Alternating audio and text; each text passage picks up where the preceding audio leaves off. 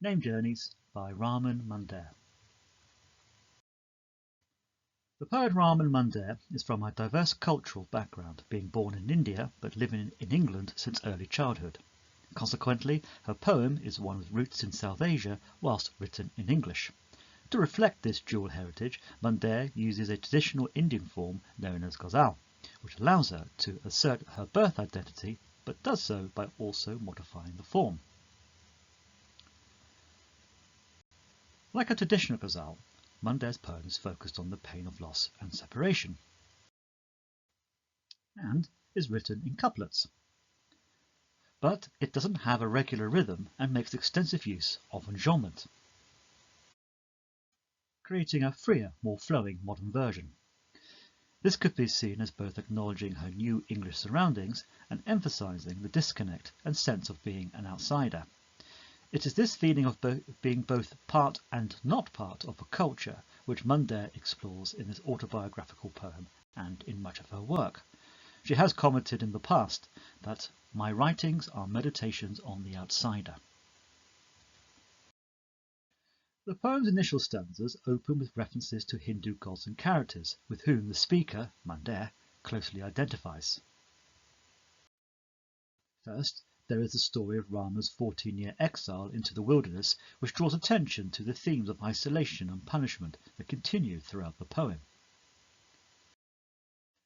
Next, she calls the Hindu goddess Sita her spiritual sister, seeing in her struggles, wherein her purity and loyalty was tested, a similar experience of being tested and even shamed.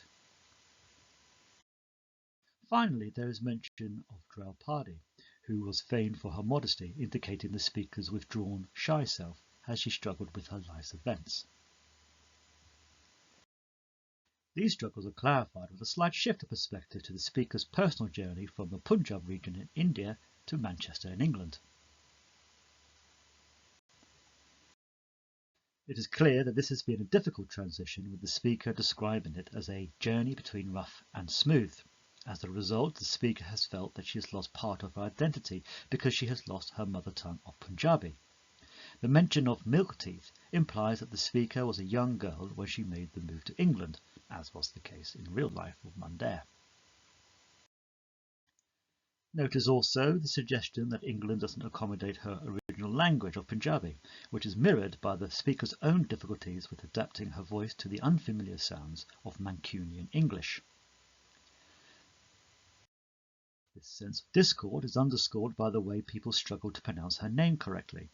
This is important because, like for all of us, her name represents her sense of self and points to her battle to be seen and accepted on her own terms.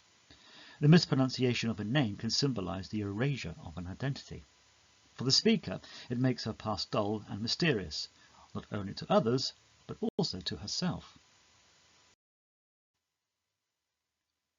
By the end, there is a clear suggestion that the speaker's identity has been lost and virtually buried by an English-centered perspective. This contrasts with the first stanzas, which are foregrounded Hindu stories and ideas. The phrase echo chamber implies that people aren't really listening to one another or seeing things from different perspectives. And so the poem seems to end on a sombre, downbeat note, with the speaker's heritage being cancelled. However, there is a glimmer of hope, since the fact that Mundair has written the poem indicates a degree of defiance and fight back in the face of the attempted sidelining of her heritage.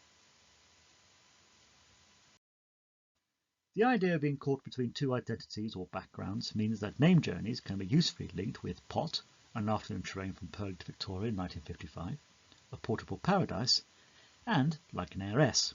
In addition, the references to language and identity in name journeys find an echo in the celebration of regional accents and identities in Homing.